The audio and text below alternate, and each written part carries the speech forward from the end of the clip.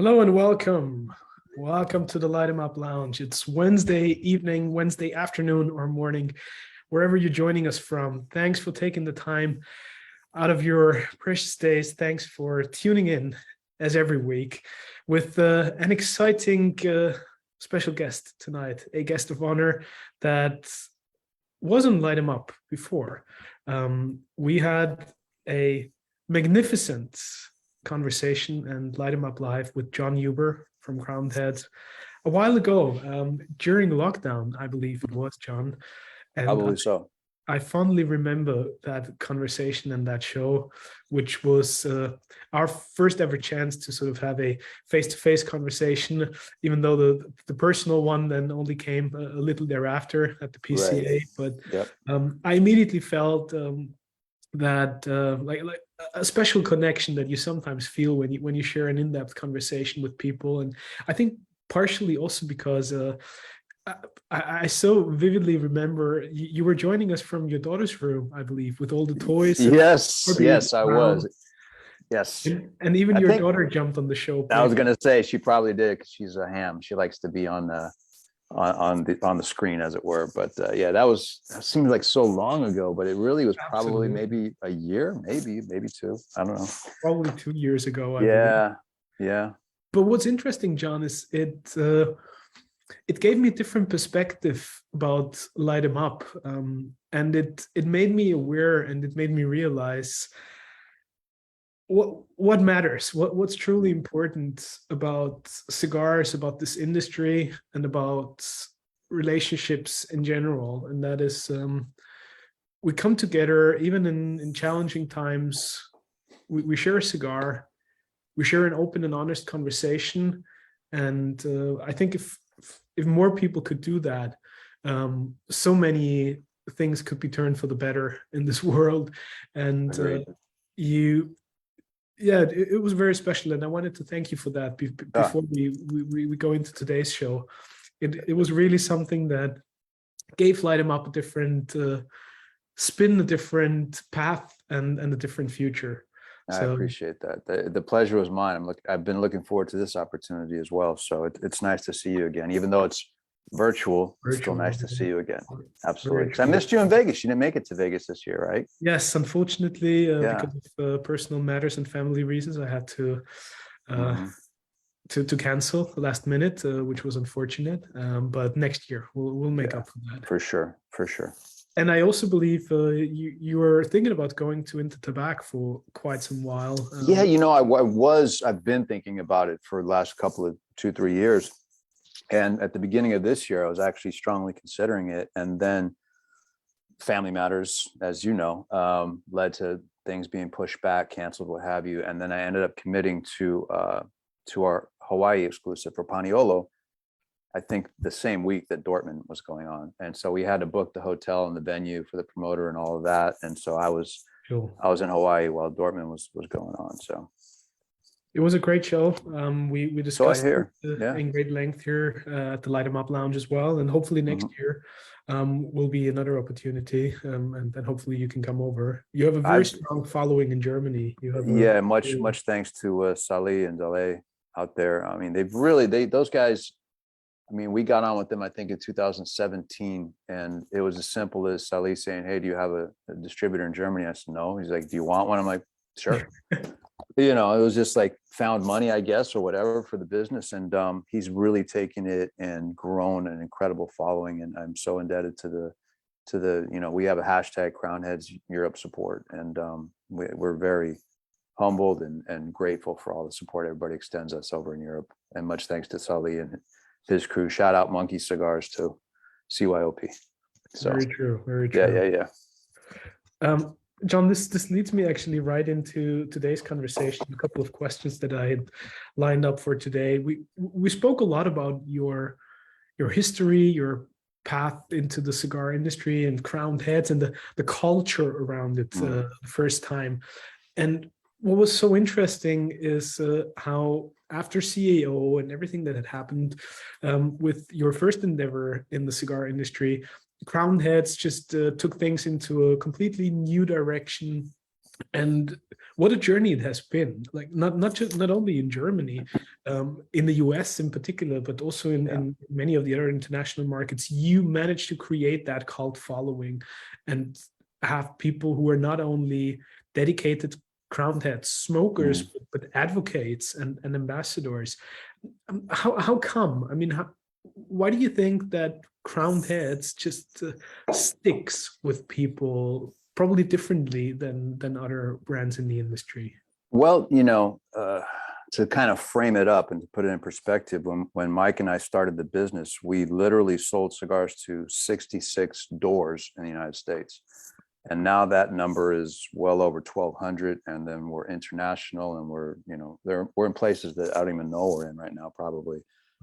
So it has been somewhat of a 10-year overnight success story, I guess, but we put a lot of work into it. But to your question, from the outset, when Mike said, "Do you want to do this? Do you want to do something?" I said, "Yeah, absolutely." But with the caveat that I do not want to create C.A.O 2.0. I want to do something completely different. I've got a different idea. I want to do something more than just create a cigar brand. I want to create an aspirational brand. And by that, I meant, like, you look at like something like Harley-Davidson, a lot of the people that wear Harley-Davidson t-shirts don't even own a motorcycle, but they aspire to what that brand represents to them. And so what I wanted to do is approach it from a truly authentic, transparent approach that people would respond to. And I wanted it to be something people aspire to and are inspired by. In other words, like if they could look at Mike and I as two guys in Nashville, Tennessee, that create a successful premium cigar company, then that person could say, well, why can't I do that? Why can't I start my own coffee company? Why can't I go back to school? Why can't I get my law degree? Why can't I, that's what I wanted to do. And in so doing, I think that's what people really connected with. They connected with the aspirational element, the inspirational element, and then the authentic element. I mean, you'll never see, well, first of all, we don't advertise in print advertising, but you'll never see a print ad of me like smelling a leaf of tobacco and trying to be something that I'm not. I'm very open and honest about what I am, what I bring to the table, and what I don't. And I think people can connect with that.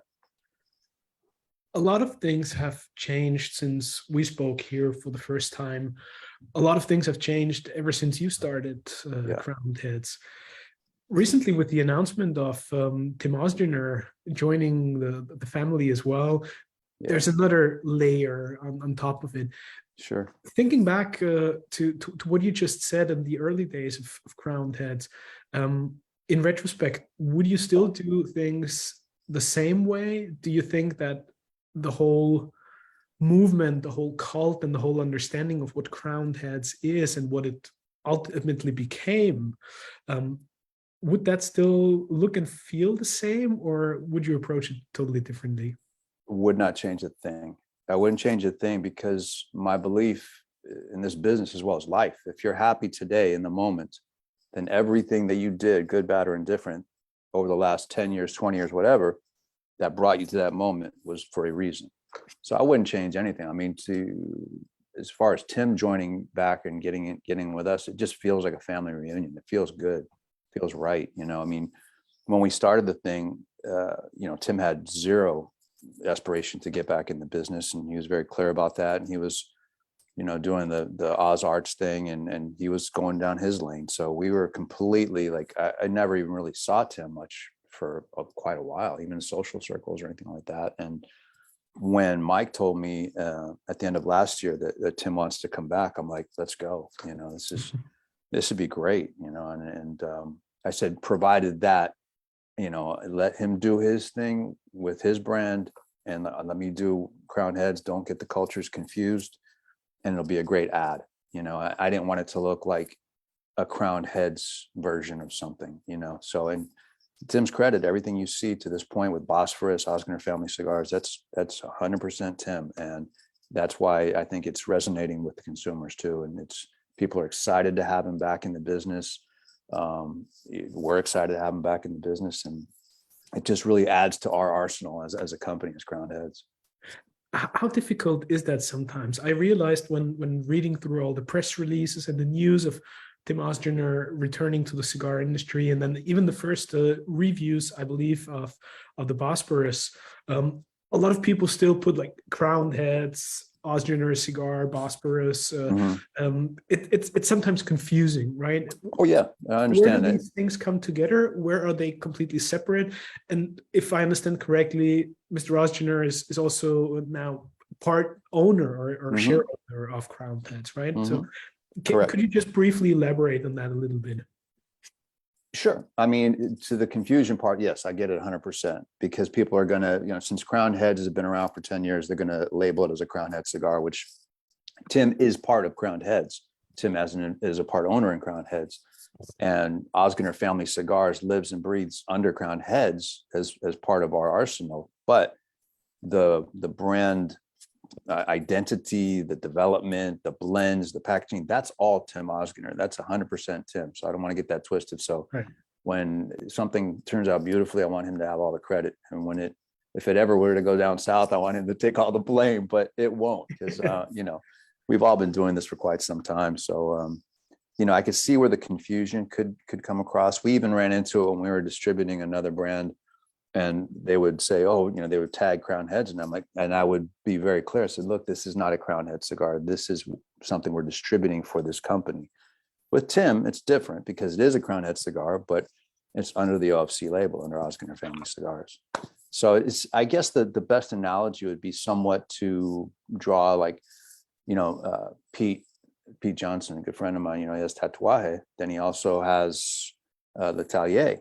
So, Ozgener Family Cigars is somewhat of an L'Atelier to Tatuaje in our case, but you're going to see a lot of growth out of the Ozgener Family Cigar brand. He's already working on his second brand. So we're very excited to go 100% forward. Absolutely. Brilliant. Good to hear. It's certainly exciting. I mean, I heard Tim Ozgener speak on the Meet the Professor show with Jose Blanco, with Sure. Jeremiah Marapfel, and the entire crew. That was an inspiring interview as well. And there seems to be a lot of excitement about his return to the industry. And as you rightfully said in interviews and press releases as well, it feels like the band coming back together. Yes, definitely. In fact, a lot of our sales guys have been with us.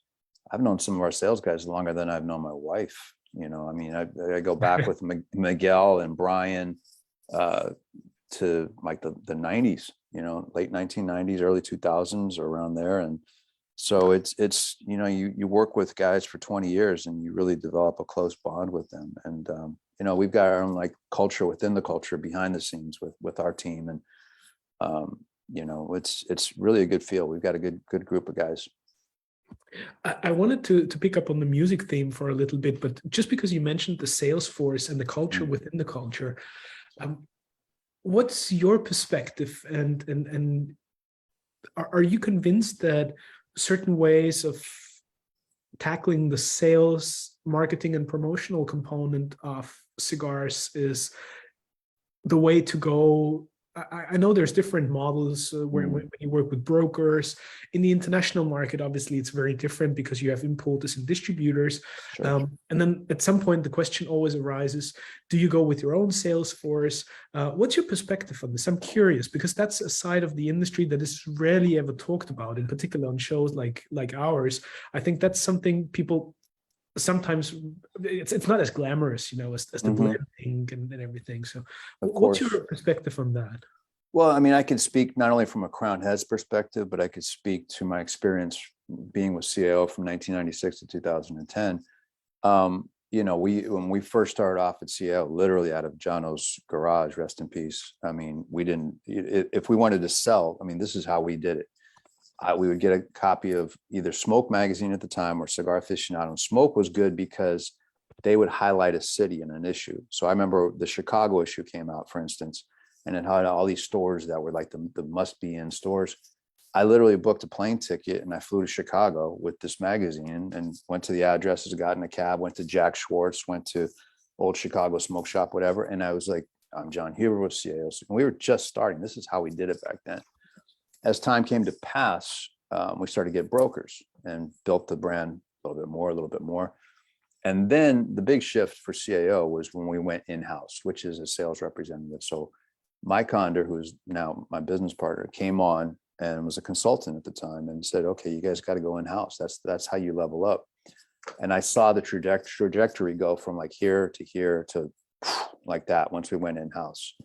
And so I've seen that evolution, not only in C.A.O, but I've also seen it in Crowned Heads. When we started off with Crowned Heads, Wes was our first hire, Wes Thornton. He's local. And when we got him, we thought, man, can we afford this? But in retrospect, we could not afford it, And since that time, we've added on several guys. We've got, I think, maybe 5 or 6 in-house guys. We do have 2 brokers. One in the Northeast, Miguel Montañez, an amazing sales guy that I wish we could hire, but he doesn't want to leave the broker independence. And then John Fia in Hawaii. So to me, I think if you're growing a brand, it's imperative that you have in-house representation, because a broker, for the most part, they're just going to go through their book and say to the retail tobacconist, do you need this? No, this. And somewhere he's going to get a sale, but it may not be devoted to you specifically. But when you have an in-house guy, they live, breathe, and die Crowned Heads. And it shows in our growth and in our sales over the last, half a dozen years. So back to the music analogy. Everybody knows that music, various different artists and songs have such a strong connection with Crowned Heads and are heavily featured in your artwork and your swag and the names of your various different lines and cigars. And it's inspiring. What does, first of all, music mean to you personally, and how do you translate it into experiences? And secondly, where does Tennessee and Nashville sort of fit into all of this? Because at some point, I believe also in the very last days of C.A.O, your decision to stay in Nashville and to stay true to your local community and where you were rooted at that moment in time sort of became critical in your life. Oh, absolutely. I mean, well, first of all, I was never going to go work for a big corporation. I was offered an opportunity when C.A.O was absorbed, and I just said no, like flat out. Like I don't want to work for anybody else. And so I knew I could have the opportunity to work for myself, and I've never looked back at that. Second of all, as far as music is concerned, like the obvious correlation would be Nashville is known as Music City, right? But the ironic thing is I'm not a huge country music fan. In fact, I never listen to country music. Really, the main reasons why I chose to stay in Nashville is just because the community had been so good to us. Also, at the time, the love of my life, we had just started dating, and then we got engaged like within 6 months, and now we're married. Been married for 12 years. She was here, and I'm like, "There's no way I'm leaving this woman." At that point, I'd waited 40 years to find this lady, and so that made my decision to stay very easy. So it all kind of came together. But in terms of like musical inspiration, it could be sonic, meaning, a sound, or it can be lyrical. But to me, music is like a lifeblood for me. It always has been. If you gave me a choice of, you can watch only television or you can only listen to music, but you can't have both in the house, hands down, I would take music, because music basically enables you to create your own TV or your own movie in your mind, and certain songs make you think of certain things, and your imagination runs. When you're looking at TV, or a movie, you're just sucked into that one story, and that's it. You're controlled by it. But music, it motivates you and inspires you. It creates it, whether it's classical or whether it's hip hop or whatever. It just takes you on a different place, and that's kind of how I've always viewed music. It's a necessity for me, whether I'm in the car, office, what have you. So it kind of bled over into the inspiration for brands. Initially with Four Kicks, it was a lyrical inspiration. And then Headley Grange was a sonic inspiration. It was a sound. It was like, I wish I could convey. I didn't know how to articulate a blend, but I knew that this drum sound had this heavy, plodding, thick, ominous feel to it. So that's how I translated it to Ernie. I was like, Ernie, can we make a cigar that tastes the way this sounds? And it sounds crazy, but he got it immediately. And he's like, I know what you want. I get it. And that started us on the road. So go ahead. He was capable of doing that purely because he's also a musician? That didn't hurt, I'm sure. But I think now having worked with Ernesto for, I guess, going on 11 years, he and I have just developed a real, we're symbiotic. We're kind of simpatico, if you want to say that. And we kind of speak the same language. I mean, his knowledge of tobacco is, he'll forget more than I'll ever learn, but I can convey what I want to taste, and he can kind of make that happen, and we can kind of go back and forth, and it's a little bit of a dance, but it works. And, you know, I wouldn't be talking today if it wasn't for Ernesto, for sure. Yeah. I owe a lot to that man, for sure. Mm-hmm. Jon, we not only share that love and passion for music, but also coming from a rather diverse background with certain insecurities and challenges along the way. And I believe for you, it was also that by discovering what you really didn't want to do, you ultimately started to narrow down what you wanted to do. And in the beginning, wine was probably an option. I know you have a special link with the fitness and working out. You once told me that Arnold Schwarzenegger was an inspiration for you in those early years. Huge inspiration. In fact, if I had to say, like, there was a turning point in my life as a young man, like a young teenager, 13, 14, it was reading there was a book called Arnold, The Education of a Bodybuilder.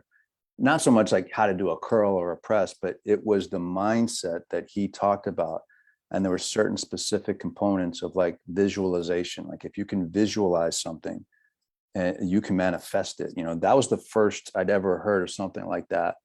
And that combined with the discipline of the fitness lifestyle, I took those two components of visualization, actualization, manifestation, and the discipline of doing things, and I took it to an extreme. Like, I'll give you, for instance, like in high school, I never had alcohol. I didn't even have a soda. Like for 4 years, all I drank was water or milk, and that was it, and coffee. But I was that kind of a disciplinarian. And even to this day, like when in April of 19, I told my wife, I said, I'm going to stop drinking everything. And she was like, yeah, right. And I did. It was like a switch. And to this day, I haven't had a drop of wine, Prosecco, anything that I would have normally enjoyed up to that point. I just decided I'm going to turn it off. And I have that capacity in me now where I can just say, I'm going to do something, and I just do it. And I don't let anybody say, oh, you should be easier on yourself. I'm like, no. So I go back to those early days of that book and what I learned and about visualizing things and having the discipline to carry through them. So that was a big thing for me. Was there ever a thought of, besides cigars, or before you actually discovered the cedar and the tobacco smell in the retail store? Yeah. What else could have been an option there? Or did you ever think of, well, besides this, why not explore the wine industry that you were interested in some point, or arts, pursuing a musical career? I'll be honest. I mean, at that point in my life, I was lost. I didn't know what I wanted to do. I just knew I needed to figure out what it was going to be. You know, prior to that, I'd been all over the map. I mean, I'd been a private trainer in Los Angeles. I had done commercial real estate, everything. And at one point I realized that, you know, somebody told me, if you just keep chasing the dollar, if the dollar is your gauge of success, you're going to not have a happy life. You need to figure out what you love to do and do that. And the money will take care of itself, because you'll be passionate about it. You'll do it well. You'll become one of the best, and the money will be there. And once I started to do that, that's when I started to figure out what is it that made me, like, what made made me want to get out of bed, you know. And I narrowed it down literally through a very thought out process. And I said, the things that I loved about cigars and wine, which were the two things, was that there was an agricultural aspect to it, that there was a romance aspect to it. There was a tradition of people that had done this for years. And I loved that. I loved that it came from the earth and that there was no machines or anything like that. So I knew that's what I clicked with. And then why was it cigars versus wine?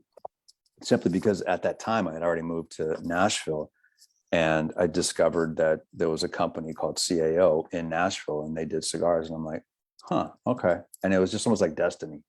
And that's how it started. And I'm glad I didn't pursue the wine thing, because that would have been very difficult from Tennessee. I mean, California, I probably could have got my foot in the door, but Tennessee's not really known for great wine. I read this other funny music analogy, and that was you once heard at a local rock radio station, there was like a contest going on for a pair of ringside seats for a boxing match and the box of cigars. And that ultimately led you to become sort of a marketer, cigar media guy and the voice on a local radio station. That's a true story. I had just started with C.A.O. like within like a month. And at that time, my entry-level job was a shipping manager, which I knew absolutely nothing about, but Chano gave me an opportunity to be a shipping manager. I'm like, okay. But yeah, I was working out one morning and I heard on WKDF radio that they were going to do this giveaway. So I didn't even think twice about it. I just picked up the phone and I called the radio station and I said, hey, they answered the phone. I said, where are you getting the cigars from? And like, well, we don't know. I mean, we just thought it'd be kind of cool because boxing and cigars seem to be synonymous. And I'm like, well, okay, hold on. I work for a local cigar company. I said, I will trade you a couple of boxes of cigars. These have a retail value of whatever. And I inflated the price. I said, I just want you to trade out a couple of spots on the air, like advertising. So they would run this thing. It would be like, hey, and our content is sponsored by C.A.O. International, blah, blah, blah. I was like, that's great. So I got free advertising. So then I called them up and I said, hey, cigars are starting to get popular. This was right at the midpoint of the boom. I said, you probably need somebody to come in there and talk about cigars. I said, yeah, okay, that sounds like a good idea. I mean, this is as simple as it was back then. This is 1996. And so I would do that like once a week on drive time. I would go in there and do this like 15, 20-minute Q&A thing, and people would call in questions. And I taped it all on little cassette tapes. That's how old this was. And I took these tapes in after about a month of doing this. And I sat in John's office at press play, and he's listening to this, and he starts listening. And he's like, who is this guy? This guy's really good. He's very good. And I said, it's me.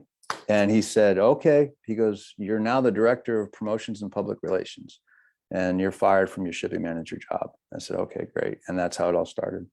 And then I just kept thinking of ways to promote the company, and we just kept going and going and going, and getting on HBO shows like The Sopranos and stuff like that. And it was all trial by fire, and it was all instinctual, and it was all because Jono said, if you want to do something, make it happen. Don't wait for the opportunity, make it happen. And that's the mindset we all had back in those days with C.A.O. when it was first starting. And that's how it started. What was so different back then about the way you communicated on air? Or what were some of the topics that you were tackling that people probably were not talking about back in those days? God, man, the questions from what I can remember, I mean, you're going back to 1996, but they were like real basic questions. Like, I'm a first time smoker. What should I look for? How do I smoke a cigar? What end do I cut? How do I light it? That kind of cigar 101 stuff. And it was just real simple stuff, and it wasn't intricate like it is nowadays where, guys are asking questions about Viso, Seco, Ligero, and growing regions and primings and things of that nature. So it was a very different time, but it was a very innocent time because I remember that, there was no social media, first of all. If you wanted to get your story out, you had one avenue, and that was Cigar Aficionado magazine. And you would literally type up, a press release, and you would fax the press release to George Brightman. And you would hope that George would pick it up and, maybe call you, and maybe you would see the story run in the magazine 3 months from then, because it was only quarterly back then. It came out once every quarter. And then Cigar Insider came about, and then you had a monthly shot at maybe getting your story run. But it was not what it is today, where you pick up your phone and you hit send and you can reach 30,000 people, or you send the thing to a bunch of bloggers or whatever. It was not instantaneous like that. So it was a different time, definitely a more innocent time. You actually not only hit the nail on the head, but you were already sort of leading me to my next question. And everybody would probably argue after what you just said, today has so much more opportunity. Today has so many more platforms and channels where you can be seen, be heard, spread your message, create your own culture. And in most cases, that's a wonderful and positive thing. It also comes with certain downsides. if you compare today's state of the industry and media to those days where you became sort of a natural cigar influencer on a local radio station, what are some of the positives that you saw way back in those days, or what are some of the critical components where you feel media and cigar media today are headed into a somewhat challenging, weird, or a place that you don't feel very comfortable with, and you don't think it's a good or natural progression? It's a good question. I mean, I would think the way I would summarize it is that back in the late 1990s, early 2000s, there was more romance and respect in the industry. Guys, and they still are revered, but guys like Carlito and the Padrones, and those were like movie stars. They were like, oh my God, that's Carlito, and they still are. But there was also a respect for the craft, for the industry. It wasn't, back then, if you had one brand come out at the trade show, which was then RTDA, that was a big deal. You worked all year to get that one brand out. Now, every 2 days, there's something new coming out, constantly a new company of this, of that. And it just seems like there's been in my opinion, and I might sound like the grumpy old man, but it seems like there's just a lack of reverence for the craft nowadays. Everybody wants to get, insta famous now, and they put themselves before the product. Back then, the product came first. It was more like, oh my God, Uptown Smoke Shop just got in Opus X, and you can only buy 2, and you would go down there like a geek, and you would try to get your 2 cigars and smoke them, and the cigars were the focal point. Now, a lot of people use the cigars to elevate their own personal profile because they want to be, like I say, insta famous, or they want to develop a celebrity personality in this little world of ours. And it seems like they put that before the cigar. And to me, back then, there was a reverence for the cigar and for the tradition and for the makers that is kind of going away. Now people are it's almost like it cheapens what we do. Interestingly enough, though, Jon, a bit earlier, you said that today people seem to be more knowledgeable, more educated about the industry. And instead of Cigar 101, people probably ask you for Viso Seco and Ligero. Yeah. Why that discrepancy where people on the one hand are way more educated and we have a lot more in-depth knowledge about the industry and more transparency for certain information, yet on the other hand, everybody is looking for a quick buck, a quick, pile up of likes and social stratification. Why that gap? I think because you're talking about 2 different sources. You're talking about the consumer level, the guys that follow the industry, that want to learn about it, that want to learn more about the product and everything. And then you're talking about another subset of people that are, sometimes brand owners that want to be, I'm the guy, and put my face with the press release, and look at me and look what I do, and I'm a master blender, and everybody kiss my hand. It wasn't like that back then. Back then, the product came before the personality. The personality was who they were because of the craft that they did. Now, it's like, it's so unfortunate that like a lot of, and I'm not talking about everybody, but I'm talking about there are certain elements of the industry where they put the personality and the face before they prep the product, if that makes sense. So I think you're talking about consumers that are much more educated because there's more of an availability of knowledge and literature online because of the internet. But then you're also talking about guys that want to make a quick buck, guys that want to see themselves on YouTube and Instagram and all that, more than they're interested in developing a great cigar. Do you think that is also because there's just so many cigars and so many brands on the market that purely differentiating yourself on a functional level or just based on the cigar and the tobaccos is not enough to stand out anymore? Yeah, I mean, listen, you got to evolve with the market, right? And there are certain tools that we all have to use, like social media and what have you, and that is part of it. But that being said, it's like the cigars that were great in 1996 are still the same. the Fuentes and Padrones are still where they're at 26 years later. They're still a Davidoff, and you name it, go down the line. All those guys that were great back then are still great now. But there's been this influx of other stuff coming out that is clearly driven by making a buck, by, just appealing to the lowest common denominator. So I think that's unfortunate. I think it just takes away from what got me in the business, the romance, the tradition. I used to read all these books about Cuban cigar makers and all that stuff. And it just feels like that's kind of lost now. There's this fast food mentality of what's new, and then they eat it up and then they go on to the next one, but the brands that were great back then are still great now. They're timeless.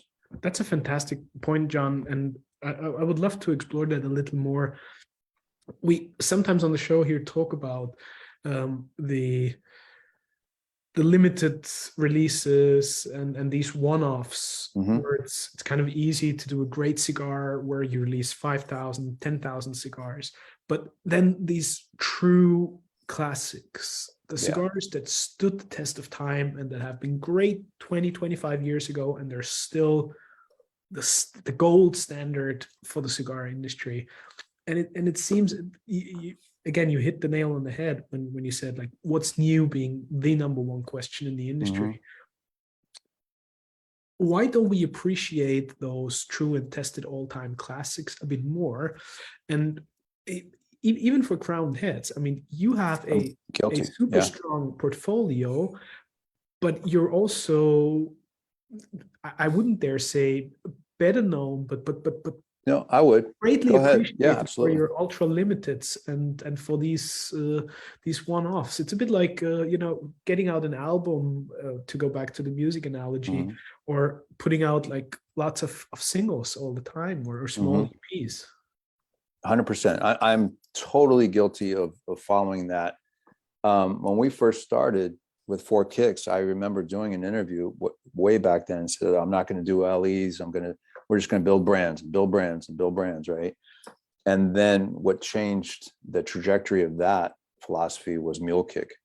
In 2012, I was literally kind of forced to do this project because Ernie had told me that we have this wrapper for Four Kicks that was too dark, and it's going to stand out. And we can color sort it and put the darker ones at the bottom. I'm like, no. I want to keep it all as close as possible. I'll figure something out for this darker wrapper. And then we had the idea for Mule Kick, and I said, what's the yield on that too dark wrapper? And he said, about 5,000 cigars. And I said, all right, here's what we'll do. And that's became Mule Kick, which back then was 410 count boxes, and it sold out. And then I was like, wait a second, there's something here.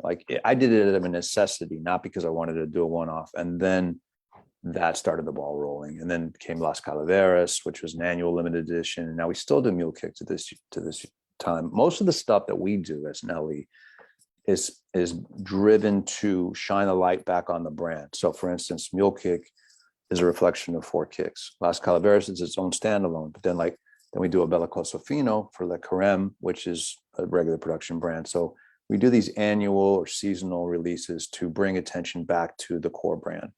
That's what we're doing. We're not trying to come up with some goofy, one-off thing that, some of the names nowadays are just so almost irreverent to, cigars, and just to get attention. And I think that's where it misses.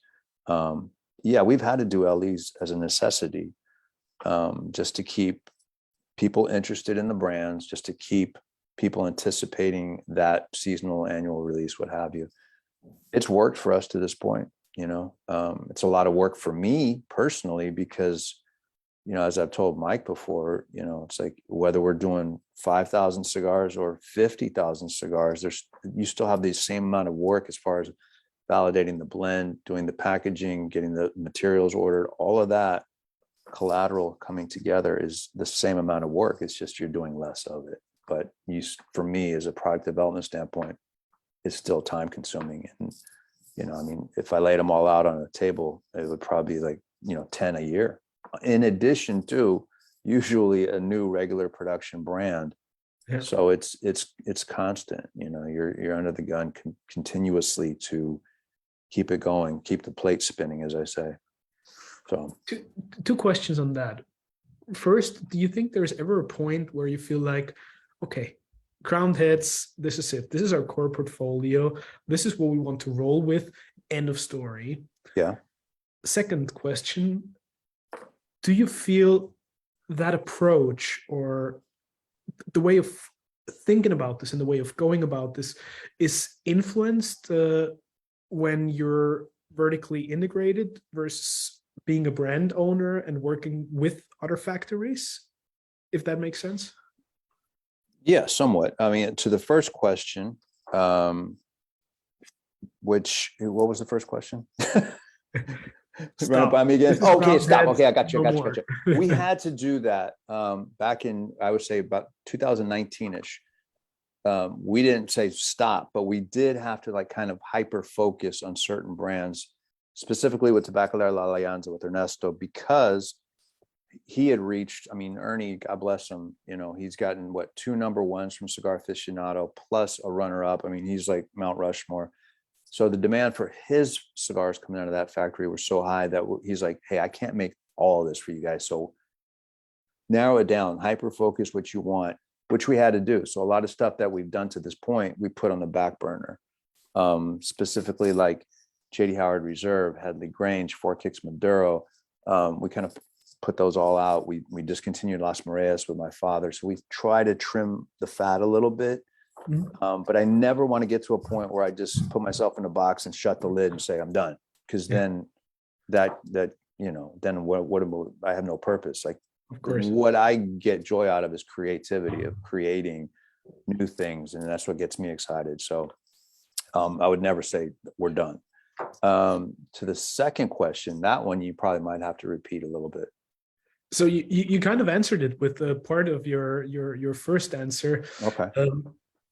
Because that's would your perspective change if you were to be vertically integrated versus working and operating? No, it wouldn't change. It would make life probably a little bit easier on one hand and a little bit more arduous on the other hand. But it's been fun for me to work with different houses. And by that, I mean, look, it's like, let's use the music analogy. If you're a recording artist and you get a number one hit with this producer over here, and then you keep going back to that same producer year after year doing different albums, it's going to kind of sound the same.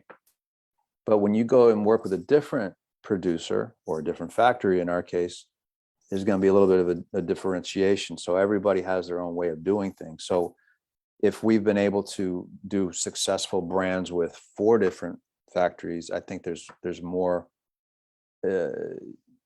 to be said than just doing the same thing over and over with one.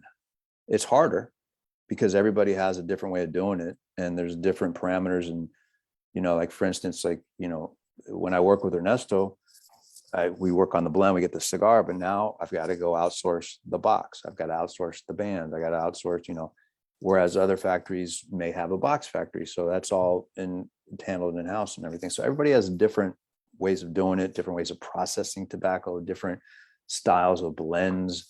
So to be able to have done what we've done to this point with 4 different factories, I think there's something to be said for that.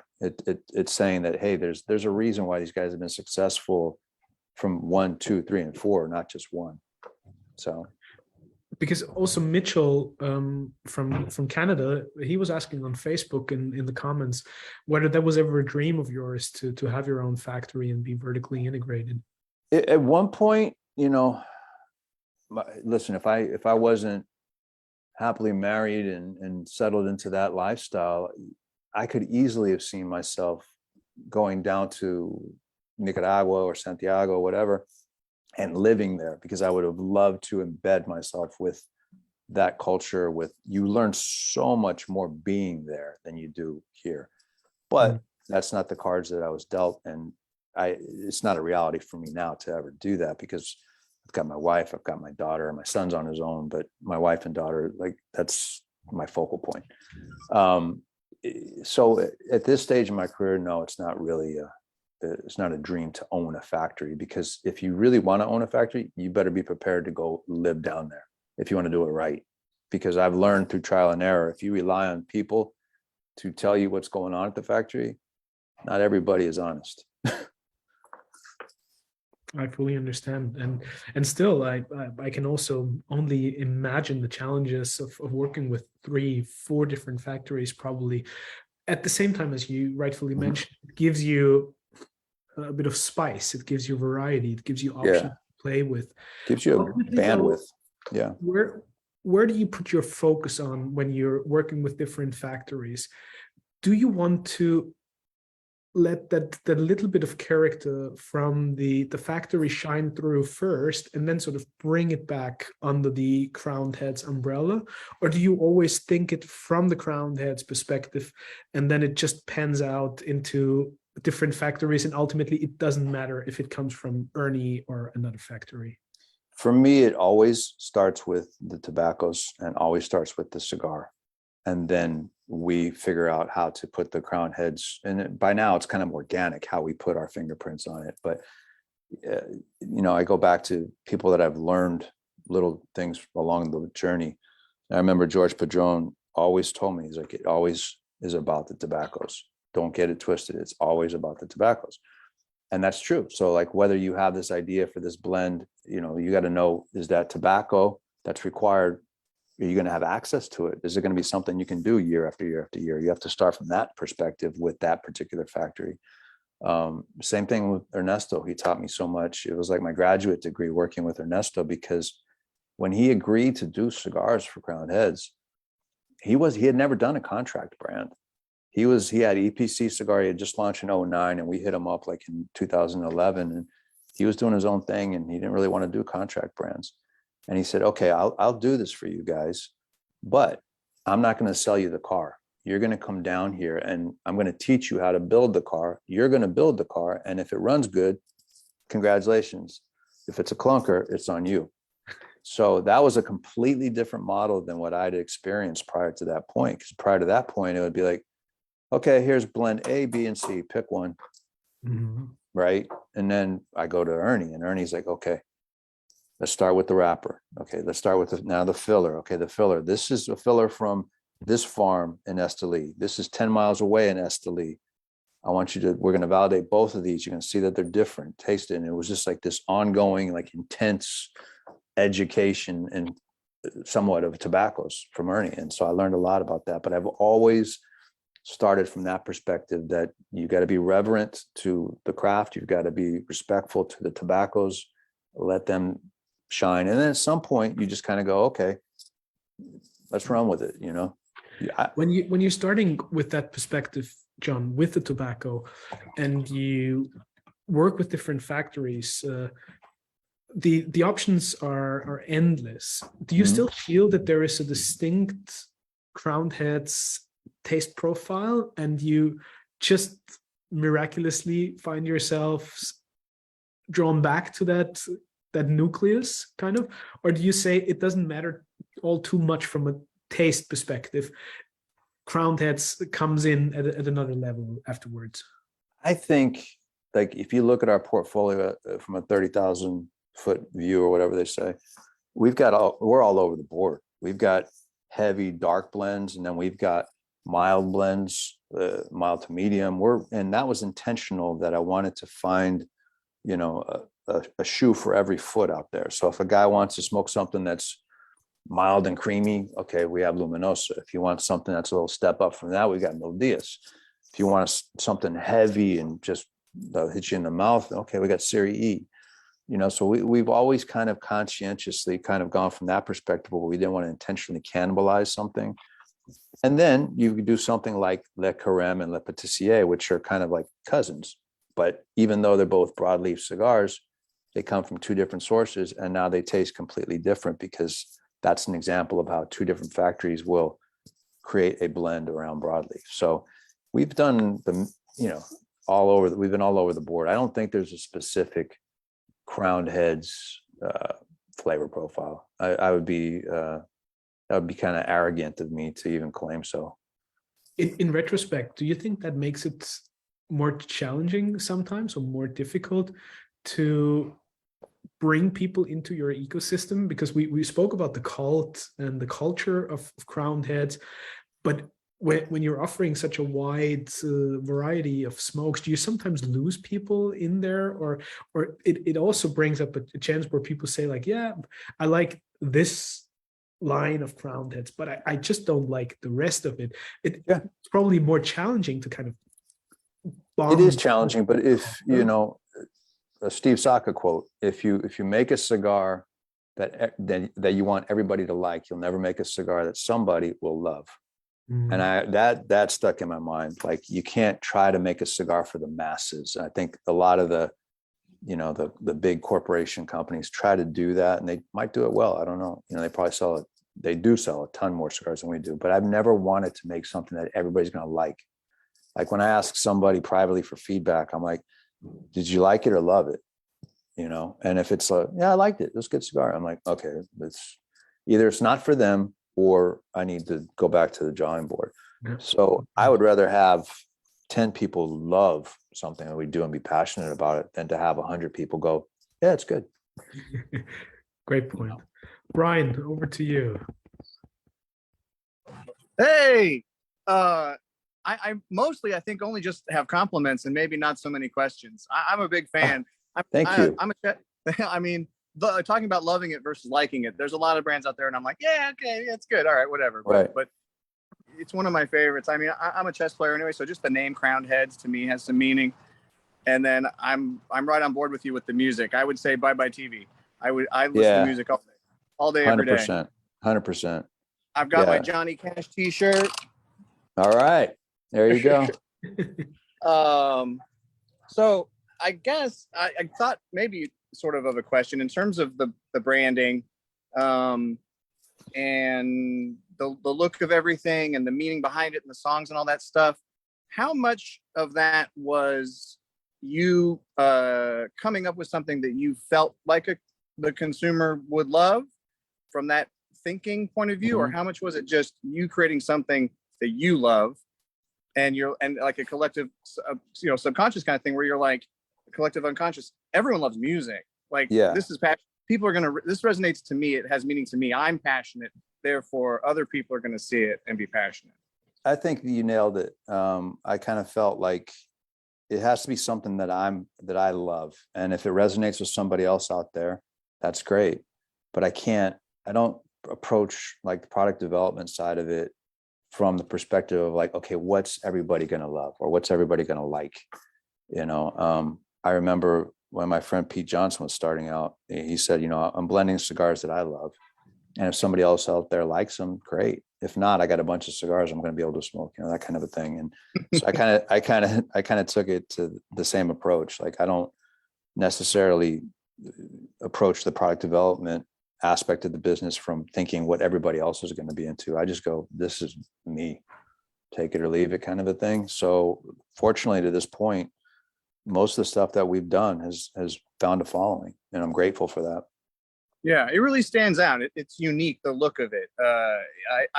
We don't name names, right, Jose, but there's a lot of maybe huge brands out there, I would say, and the labels all look the same. And I'm like, I don't know if I've had that. I can't remember. It looks just like this other line that they have. And I'm like, each one of yours is so unique and individual. Well, that was, that was part of the philosophy from the outset. Was I told Mike I wanted the band, again, here we go, music, but I wanted the band to be Crowned Heads. And then I wanted the creative latitude to create different albums released by that band. Because when you go to music, it's like their first album doesn't sound like the most recent album. That you have to be able to create different things underneath that umbrella. So that's why we didn't do like Crowned Heads Habano, Crowned Heads Oscuro, Crowned Heads Connecticut, Crowned Heads Maduro, you know what I mean? It was, I'd seen that already, and I just, that wasn't for me. I wanted to have the creative latitude to create different vibes and personalities of cigars as we go along. So by saying that, like, Headley Grange looks and feels nothing like Mil Diaz. But if I had put myself in that box of just, it has to be Crowned Heads, then I probably would have fallen into that trap. Cool. Thanks for the answers. Cheers. Absolutely. Thank you. Jose. John, always great to see you, man. Good to see you, my friend. This guy I've known since I started, man, for like 26 years. This has been one of my guys right there. I know, when you were, when I was working at La Aurora, we did a lot of stuff for C.A.O, the flavors division, and him and I spent a lot of time together, and it was great to see him come back. And that was one of the points I wanted to talk. Mm-hmm. There's a lot of people that come and go, but I have to say this, and I'm not saying this because I'm friends with you and the whole organization and Tim. I think that one of the bright things of the show this year was to see so many people happy to see Tim come back. Because at the end of the day, a lot of people have tried to come back and they haven't been able to come back. Yeah. Because they've done shitty stuff, or the product was not good, or they were not honest, or whatever the cause was.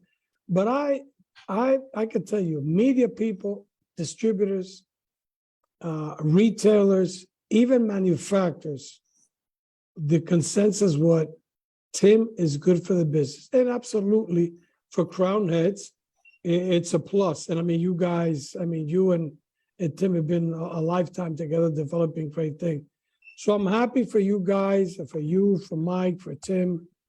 And I think you guys are doing a great job. And, Jose, to your point, I will reiterate that, Tim is good for the business because Tim is like a vibe. Like when Tim comes into a room, I'm not just saying this because Tim's not even here right now, but when Tim's one of these guys that he comes into a room or he goes into a store, whatever, you just can't help but feel good and smile because he's just that kind of a person, and that was, to me, even going back to C.A.O, that was Tim's forte, was his personality, his charisma, his happiness. He's always a happy guy, and you can't help but feel good, when he's there. So as an industry, as a business, it's great to have him back. Absolutely. And as Crown Heads, it's wonderful. So we're very excited about it. And he brings something completely different to the table. So, he's already hitting the road. He's out there, he loves being out there and doing in-store events, which is the complete opposite of me. So it works well that way. So he's out there being like an ambassador for not just Crown Heads, but for the industry as a whole. So it's definitely a plus. No, I have to agree 100%. And wishing you, Tim, Mike, all the people at Crown Heads, you guys are almost family to us. It's great seeing you. Thank you. It's good to see you too as well, man. I hope you've been good. You don't change, man. You look the same as 26 years ago. I'll be honest with you. You're like the Benjamin Buttons of the cigar industry. You're muted. I can't hear you. It's funny you say that because on the show every Sunday, Jeremiah and Carlito are busting my balls. And a lot of people here that see the show said, you know what I tell them? The problem is I'm 5 years older than you, Carlito. I'm 30 years almost older than Jeremiah. And I look better than the both of you. And then they go, yeah, that's true. Yeah, it's true, man. It's a good compliment.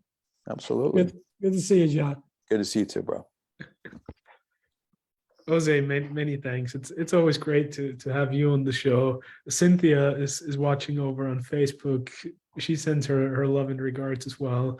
It's always wonderful to have such a great community and friends from all walks of life, all ends of the earth. Brian was just logging on from California. Here's Riot from Dubai. So again, spread all across the world. Right. That's very cool. Hey, John, how are you? My friend, how are you? I'm good, sir. How's it going? It's going well. It's going good. How's Dubai? Dubai is great, but funnily enough, I'm in cold Austria tonight. Oh, wow. This morning. Oh, and wow. Forward to seeing Reinhard tomorrow, hopefully. But always a pleasure, that's for sure. It was good seeing you in Vegas. Always good seeing you. I love that. Man. Yeah. Loved what you're doing. And excuse my ignorance. That was actually going to what Jose says, and I send Jose a lot of love. It was my first time ever meeting Tim, and the discussion that we had, what was supposed to be a casual 15, 20 minutes at the stand ended up being like a good hour and a half. And it's Yeah, amazing. that's typical. There's no 5-minute combo with Tim. He'll No. yeah, What's you'll become fast friends within a very short amount of time. He's a good dude. Tim's a great guy. He's been like, honestly, it sounds like a cliche, but Tim has been like a brother to me, and listen, this is a true story. When I first found that there was C.A.O. in Nashville, I sent a letter because I got the address out of Cigar Aficionado magazine. I sent the letter to Jono, and I heard nothing, crickets for like 4 months. Literally went by. Come to find out, Tim was in his dad's office one day and he saw the letter, he read it, and he said, "Hey, Dad, you should call this guy. This guy seems like be really passionate about this. He might be able to do something for you." So had Tim not been in the office that day, who knows? John may never have called me. So I owe a lot to Tim, and we've had many good times over the years. That's amazing. C.A.O., and it's yeah, he's a good dude.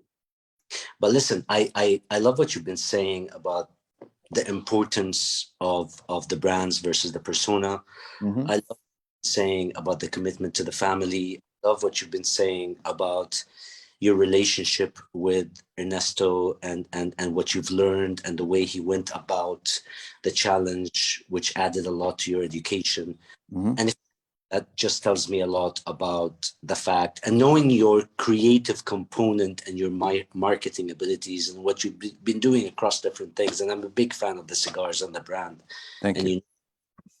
I am really wondering, and I cannot but help to ask the question of what's cooking in your kitchen? What's in John's kitchen today?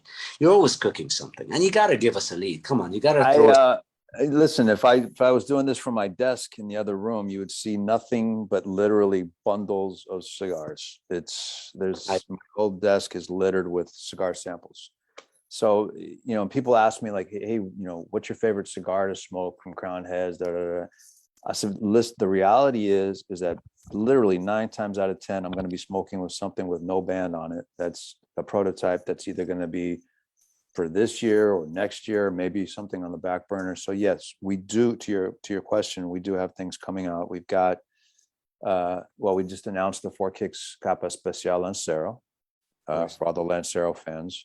So that's going to be shipping next month. I got the first box in yesterday, actually. And after that, we've got something exciting with a new factory that we've never worked with. That will be dropping in November, but we'll announce it in October. I'm very excited about it. Working with a new factory, but I will say an old friend, somebody I've known for a dozen years. So that's interesting to me, because now that'll be like house number 5 that we've worked with. So yeah, I'm excited for that. And then we're working on stuff like what I'm smoking right now. Tentatively will be a regular production release that we're shooting for the TPE show in February to not announce, but actually start shipping like in February, March. So we're well into 23 right now. So that's what's in my kitchen. Wow, that's amazing. That's amazing. Just some of it. Listen, but the best. You deserve all the best with all the efforts you've been doing. I appreciate that very much. To thank you for all your trust in us and all your support, and nothing. Well, likewise, man. I think it's cool when I can tell people like, "Hey, yeah, and our cigars are in Dubai, and the UAE and all that stuff." It's like makes what I mean. It makes me feel good. So our pleasure. Nice. Thank you for supporting. Cheers. Thank you. Right. Actually, welcome to Austria. I didn't know that you were probably already in St. Wolfgang, but I look forward to seeing you tomorrow together with all the gang. From tomorrow on is the Cigar Journal tasting panel weekend. Exactly. There's a whole bunch of international people that are on the official tasting panel for Cigar Journal, gathering for our annual autumn meeting in Austria. I'm very excited. Very much look forward to it. Been touring. We went.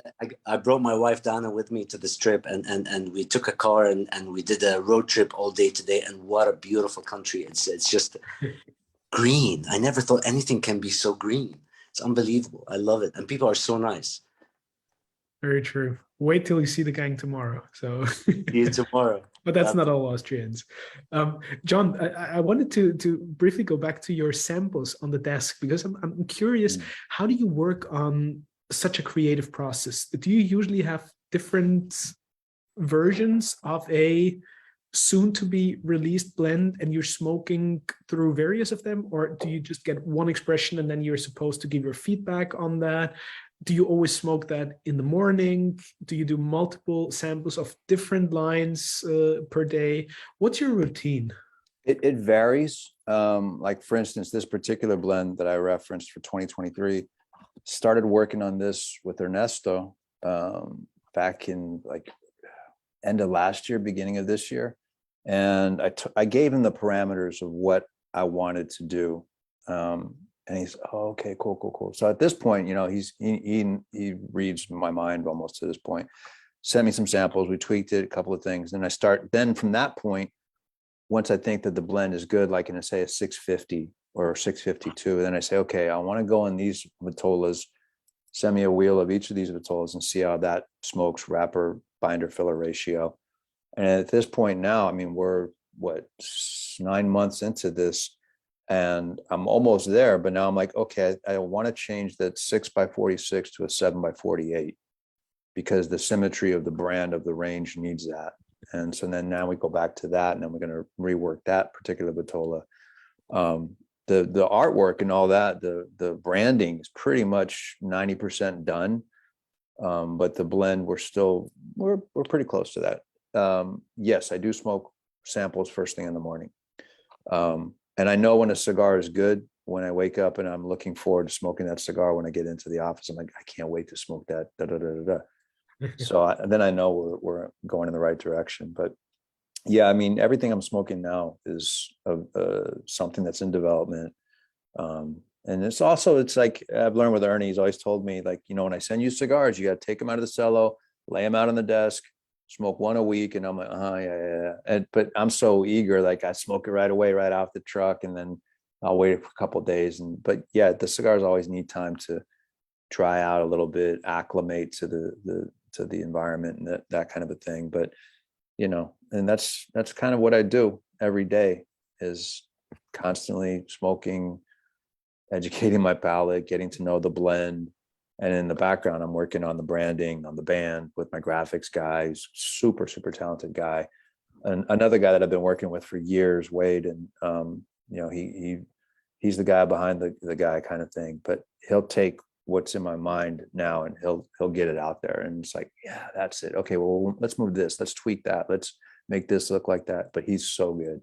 So, you know, I'm fortunate to work with very talented people, not only on the factory level. You know, you when you're working with Ernesto Perez Carrillo, the Garcias, Drew Estate, you know, it's been great. Aradio Pichardo, I can't not mention Aradio.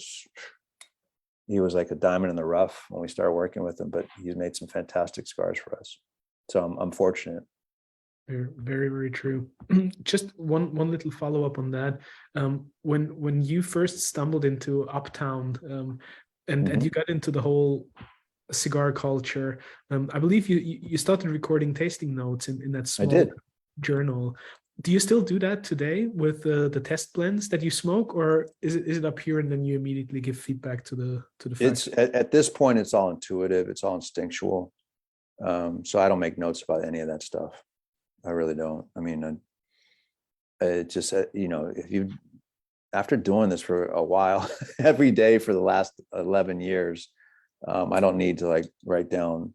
In fact, if you looked at that journal back in 1995 or whenever I started writing those journals, I was trying to be cigar aficionado. I was trying to discern the tastes of minerality and cinnamon and nutmeg and all that. Now I'm the complete opposite of that guy. Now I'm like, I know if it hits my palate right, if it doesn't, or what have you. But that's part of the business that I think is kind of overdone now, where people start trying, especially when consumers try to do it, and they're like trying to detect notes of X, Y, and Z.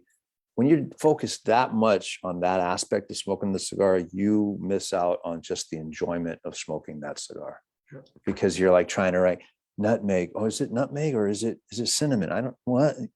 You're missing. You just, cigars are meant to be enjoyed. They're meant to be an accessory to life. You know what I mean? It's something that we do to escape. It's something that we do to enjoy. It's something we do to have camaraderie, a conversational point with somebody else. That's the beauty of cigars, really, for me. Very true.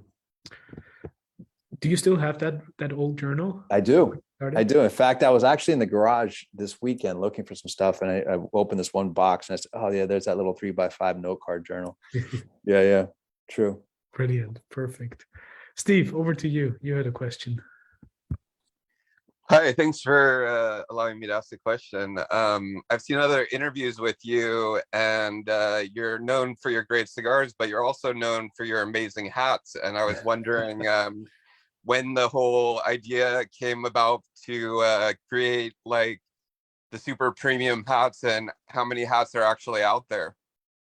It was something I was doing at C.A.O. I was designing headwear at C.A.O. Just as a merchandising element to the brand. And then it's something I've always loved is hats. Like ever since I was probably 5 or 6, I've collected baseball hats. And now it's kind of funny because now I get to design hats with like New Era or Ebbets Field flannels and stuff like that. And it's like another dream come true. So it's just another creative outlet for me. And I've got a file like about that thick of stuff that we've done, stuff that's in the design queue, and stuff that's on order. So now it's a science for me. Now I know exactly when to order the hats, how much we're going to go through, how much we're going to sell, that kind of a thing. As to how many, there's a gentleman in Oregon who he literally buys like every hat that we have. He's got the collection. He told me about a month ago that his last purchase put him over 100 hats from Crown Heads, because we never do the same design twice. I always do something different or a different colorway. I'll never repeat the same thing over and over.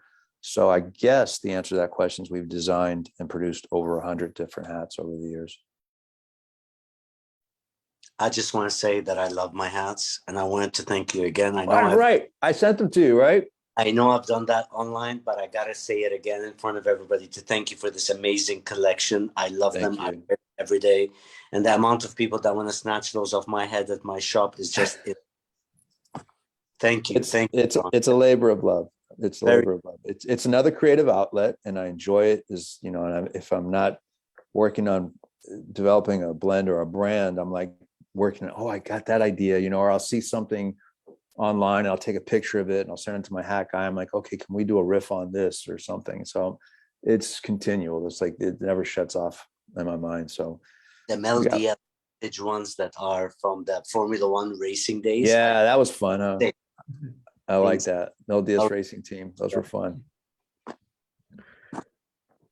John, I take my hat off to the fact that a couple of minutes ago you gave credit to Pichardo and everything that you have built together.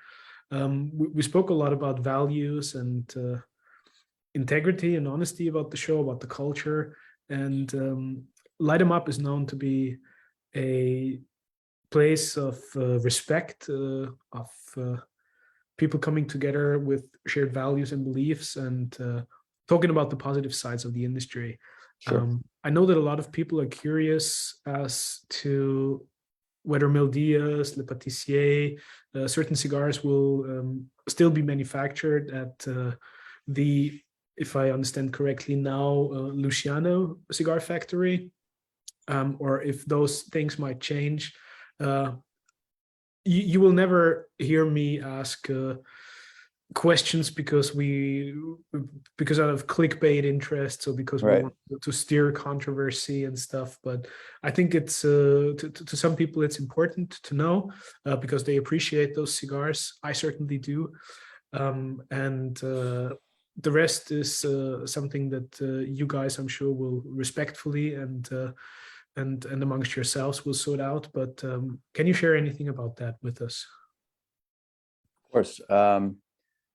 We started making cigars with Tabacalera Pichardo and Aradio Pichardo back in 2019. We started with Juarez, very successful with that. Then Mil Diaz, and we've done other, TAA exclusives, Mother Church, different things, Serie E. And hats off to Aradio, amazing individual. Just to clarify something, because there's a lot of a lot of falsehoods, a lot of mistruths that are floating around right now. Ace Prime Cigars never made cigars for crowned heads. Aradio Pichardo and Tabacalera Pichardo, which used to be Hatui, made cigars for crowned heads. They also made cigars for Ace Prime cigars. So when you see this person saying, oh, Ace Prime Cigars, which is now Luciano Cigars, will still make cigars for crowned heads if they want it, it's a complete misnomer. It's like saying, I don't even know what to say to that, but it's not true. Ace Prime never made cigars. We distributed Ace Prime cigars, and Ace Prime contracted their brands from Tabacalera Pichardo, just like we did. Unfortunately, there's a lot of confusion with that, and it was intentionally created by an individual. To that point, without getting any further down the legal road or what have you, it's my understanding that we will continue making cigars with Aradio Pichardo, but that other individuals will not be involved. There'll be more coming down the road, probably in the next week or so. But I will say this, I'll use an analogy. Even salt looks like sugar, but it tastes completely different. So this, to your point, Reinhard, there are a lot of, the majority of people in this industry are very good, and we've always done business on a handshake with guys like Ernesto or the Garcias, and the list is long. Jose can attest to this. It's a gentleman's business. Unfortunately, there are some people that see that business as an opportunity to deceive, to get financial gain, to get a personal brand or a spotlight. And those are the people that are not authentic. And I won't name names, but you could probably fill in the blanks. And this has been going, this isn't something that just came about in 3 weeks ago. This is something that's been going on for quite some time, to the point where I literally said back in March to my business partner, to Mike, I said, look, if we can continue working with this factory without this person involved, all day I'll do it. But if this person is going to be involved, I'll dump those brands and I'll figure something else out. That's how passionate I was about my opinion of this person. And so a lot of things have led to that decision. And in terms of the future of those brands with the radio, that'll come out soon. But it's my understanding that we'll continue to work with the radio. I understand. Mm-hmm. And again, John, and to all the people out there, Matt from How About That Cigar? He's watching over on Facebook. Matt Ty? Yes, absolutely. He just reconfirmed sort of their mission statement or their motto of burn cigars, not bridges. Yeah. And I appreciate his comment and his thoughts. Again, as I said, Light 'Em Up is a place where we want to. Matt, to your point, there are some bridges you do want to burn. There are some places you don't want to go on that bridge, and so it's easy to burn that bridge. If that bridge leads to something that's real, then stay on that bridge. That's very true as well, John. And I'm always fascinated and mesmerized by what I said at the beginning, and how we got together on our very first interview, and how I've always gotten to know you and know you better over those years now in every single conversation. It's a gentleman's business, and we meet people along the way with shared values and beliefs, and fortunately we get to spend time together along that path of life and our careers, and there's, at least it seems to me, way more people of that kind of flock with that kind of mentality in the cigar industry. 100%. And that's what I love about it. And Light 'Em Up shall always be a testament to that, and will always be a place for that, to cherish and champion those great things about the industry. And sometimes we all have to realize, I personally have to realize, that there's other people who take advantage of that, or probably see it differently. And ultimately, truth will prevail, and there can always be issues and confrontations and disagreements. Eventually, they will pan out.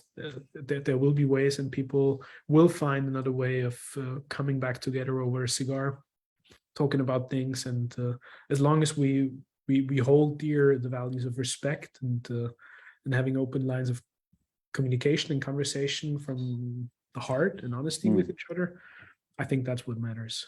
100%. I agree. And unfortunately, what's happening right now is really a terrible distraction for everybody behind the scenes at this point. And it's something I wish we didn't have to deal with, but we have to. And our hand is forced to have legal counsel to defend our reputation. And we've been doing this, 11 years to develop and secure a reputation in the industry. And when an individual takes it upon themselves to intentionally lie, deceive, and do things to try to bring that reputation down, then your hand is forced. Then you have to seek legal counsel. Then you have to do certain things. And it's just like, that's not something I ever thought we'd have to do. I mean, Mike's been doing this for what? If I've been doing it 26 years, he's probably been doing it 36 years, and neither one of us have ever seen the things transpire behind the scenes that we've seen over the last year. Never. Like I could write a screenplay because people would be like, what? You could literally make a movie. And I'm pretty sure like 80% of this stuff will never come to light of day. But if it were, your jaws would drop. It's an unfortunate thing. It really is. But, John will taught me that there is such a thing as karma. And to this point, I've seen it time and time again. So I just have to rely on that. As much as we always try to bring things in front of the curtain, and I believe good journalism is supposed to shed light on things and stories, I also believe that certain things are to be kept in private, and I want to respect that and Thank you. Appreciate that fact. And so, as I told you, I'm not here to ask any iffy questions or to trust me. There is an element of me that would love to jump on and just go and do like a TMZ style tell all. There's a huge part of me that would love to do that, but in the end, I'm trying to take the high road and not go to that level. But behind the scenes, this person has been doing some things that I would never imagine that person would do. So whatever, it is what it is. So but understand that feeling. More will come out in the next week or so, and then we'll move forward. I mean, and then hopefully we'll be through with this. It's just like a stone in my shoe right now. I hear you. And ultimately I can only wish for the best of all the people involved, and that the issues will be resolved, and that as an industry we can grow and evolve and move forward and focus on the things that matter, and that's the positive sides. Exactly. Yeah, it's an unfortunate thing, but ego is a son of a bitch. And when you're driven by ego and you always want to be right even though you're not, it's puts you in a weird place. So I try to remain as egoless as possible. Jon, let's focus on the great things before we wrap things off. Unfortunately, there's also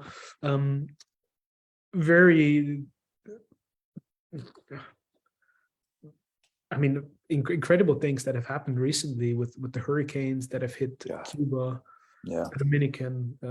There was this incredible fire at the La Calera William Ventura that we all learned about a couple of days ago. I mean, how disheartening are those news? And I want to ask you, when you think about troubles and issues and also disagreements that we just briefly discussed earlier, in that light, what's really important in life? What matters? The first show that we shared with your daughter around, what are the things that ultimately at night you come back to and you try to focus on, and that brings solace to the soul, and where you feel like this is where I'm grounded, this is where I need to be?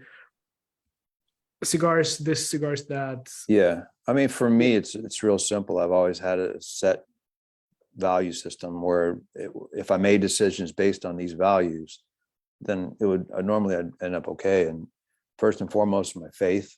Second, my wife. Third, my family. Fourth, my business. And there's a big gap between third and fourth, believe me.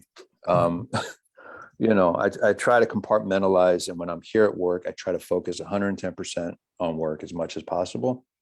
But when I go home, I try to turn that switch off and focus on trying to be a better husband, a better father. And, if I get it right 40% of the time, I think I'm doing good, but sometimes it's not even 40% of the time. But those are the things that matter. When I see my daughter smiling and she's happy, or she says something really funny or whatever, that's what brings joy to my heart, to be honest with you.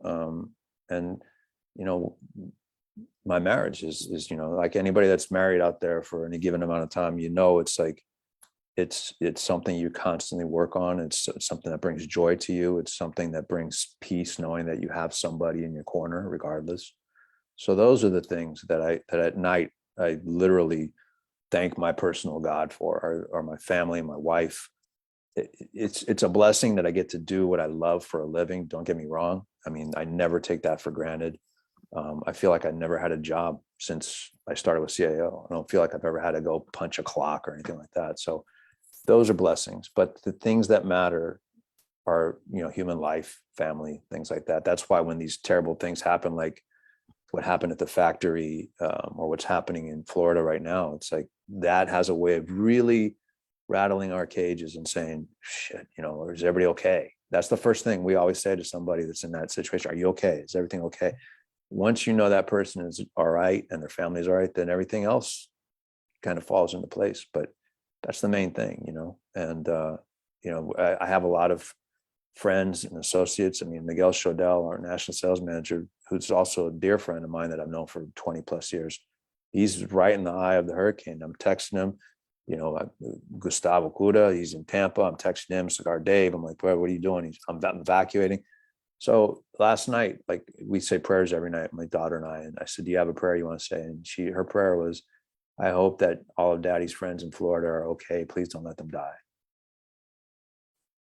That like hits you, So those things are important. The rest of this stuff, the legal stuff and all that, 6 months from now, who gives it, what? But human life, family, friends, that's what's really important. It puts things into perspective, most certainly. Not to be a down note or anything, but yeah, not at all. That's definitely on my mind. I think it just reassures us that despite challenges and difficult things in life, there's always a positive element in it, and there's always light, and we got to cling on to that and focus on the positive notes. It's a cliche, but it's true. Count your blessings. We all have things to be thankful for. No matter how hard life gets, we always have things to be thankful for. You just have to search those things out. Amen. Mm-hmm. So in that light, please allow me to ask you my final question. Sure. for today. When you take that all into consideration, and when we go full circle to where we started tonight's interview and our conversation, if you were to factor all of that into the culture that Crowned Heads ultimately became, what would you wish Crowned Heads ultimately to become, and to be remembered for? And do you feel like this is a constant evolution, or much rather an affirmation of what it always has been from the very beginning? I would like, if we're talking like legacy, if there's such a thing in this industry, to be remembered more for less about the product, more about what we inspired people to do, or if we inspired people to go after their own dreams, or if we inspired people to be more authentic and be more real and be more honest. Those are the things that I think live on. I mean, cigar brands, for the most part, come and go. Some, have a great history, and I don't have any kind of, grandiose expectations that our brands will live on and on and on. I mean, if they do, that's great. But what's important is how we've moved people on an emotional level, if we've inspired them in any way, shape, or form. And I've gotten, DMs and messages and emails from people where they were inspired to actually take action on their dreams because they saw what we did, how we started, or, maybe what I said made somebody go back and, count their blessings or, hug their kids or something. Those are the little things that to me matter and live on. That's what I see for whatever Crowned Heads is. Amen to that. Jon, what a tremendous pleasure. All mine. I treasure and appreciate our conversations so much. And Likewise, Reinhard. You're one of the good ones, man. You really are. You're a good dude. You're a good person, and you bring a lot to this industry, and you have a beautiful platform. Keep doing what you're doing because you're doing it the right way. Thank you. It comes from heart, Jon, and thank you. Yes. That's all I can say. Absolutely. It's wonderful to share those moments with you, and it's what I could always wish for in an open and honest conversation, is to have the privilege and the opportunity to take a glimpse into another person's soul. And I thank you for that. Absolutely, man. Absolutely. All the very best. Pleasure's mine. Thank you so much. And thank you everybody who's actually put up with this banter of mine for an hour and a half. So appreciate everybody taking the time out. Thank you so much. Be blessed.